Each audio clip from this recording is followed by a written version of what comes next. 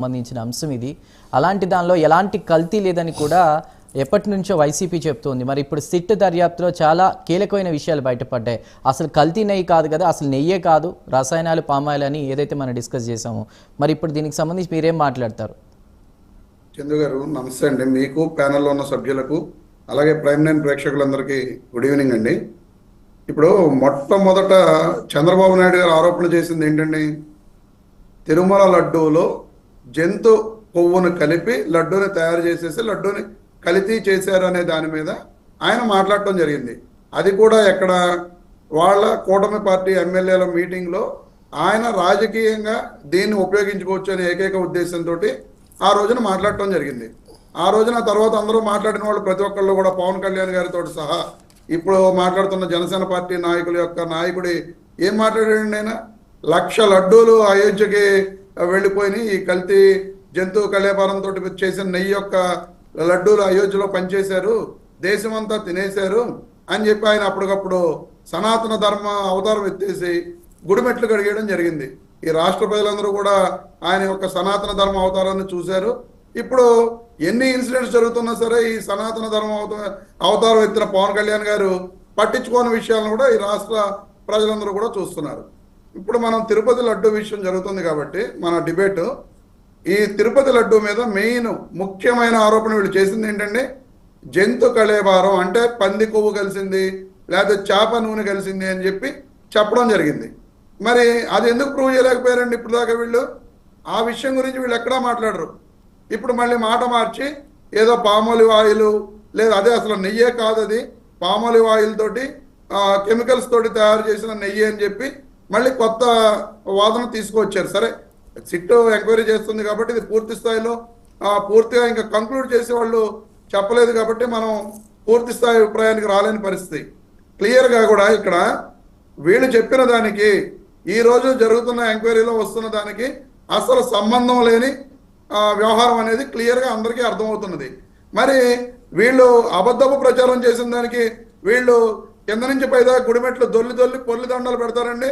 చంద్రబాబు నాయుడు గారు, పవన్ కళ్యాణ్ గారు వెంకటేశ్వర స్వామికి క్షమాపణ చెప్పి ఈ రాష్ట్ర ప్రజలకు, ఈ దేశ ప్రజలకు, ప్రపంచంలో ఉన్న శ్రీవారి భక్తులందరికీ క్షమాపణ. రమేష్ గారు, లక్ష్మీకాంత్ గారు చెప్పింది విన్నారా? 3-4 సార్లుగా కూడా మేమంతా చెకప్ చేసాం, ఎక్కడ కల్తీ ఉండదు, అలాంటి సిస్టమ్ అంతా ఉందని మాట్లాడారు. అసలు నేను ఓకే, మీరు అన్నది ఓకే, జంతు కళేబరాలు అది ఇది మాట్లాడారు అంటున్నారు. అసలు కల్తీ జరిగిందా లేదా అది విషయం.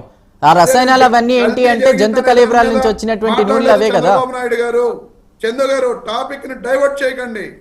డైవర్ట్ చేయడం కాదు, రోజు మాట్లాడింది చంద్రబాబు నాయుడు గారు, ఆ రోజు మాట్లాడింది జంతు కళేబారం, యానిమల్ ఫ్యాట్ కలిసింది. ఆయన యూజ్ చేసిన వర్డ్ యానిమల్ ఫ్యాట్. ఆ యానిమల్ ఫ్యాట్ అనేది ఇంతవరకు వీళ్ళు ప్రూవ్ చేయలేకపోయారు.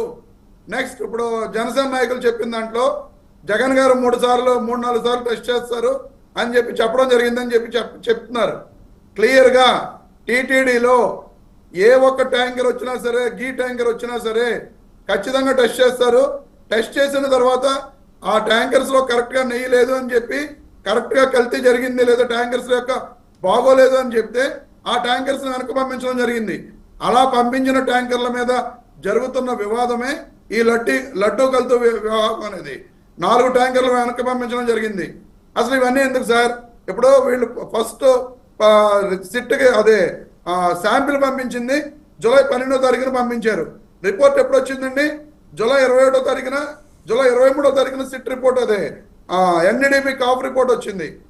జూలై 23వ తారీఖున రిపోర్ట్ వస్తే సెప్టెంబర్ 18 వరకు, అంటే జూలై, ఆగస్ట్, సెప్టెంబర్ 3 నెలల పాటు చంద్రబాబు నాయుడు గారు అధికారిక సమావేశంలో ఇలాగా లడ్డూ కల్తీ జరిగిందని చెప్పకుండా రాజకీయ ప్రయోజనాల కోసం ఎన్డీఏ సమావేశంలో చెప్పడం జరిగింది. మరి అది రాజకీయ ప్రయోజనాల కోసం కాదంటారా? 3 నెలల పాటు ఎందుకు దాచి ఉంచారు? అది దాచి ఉంచాల్సిన అవసరం ఏమున్నది? సరే, వీళ్ళు చెప్తున్నారు, ఇప్పుడు కూడా ఆయన మాట్లాడటం జరిగింది. జనసేన పార్టీ నాయకులు రోజా గారు టికెట్లు అమ్మేసుకున్నారు, లక్షలాది రూపాయలు ఇచ్చేశారు అని చెప్పి. మీరు అధికారులు ఉన్నారు, ప్రూవ్ చేయండి. రోజా గారు లక్షలాది రూపాయలు టికెట్ అమ్ముకున్నారని చెప్పి ప్రూవ్ చేసి రోజా గారిని అరెస్ట్ చేయొచ్చు కదా. ఎందుకు చేయరు?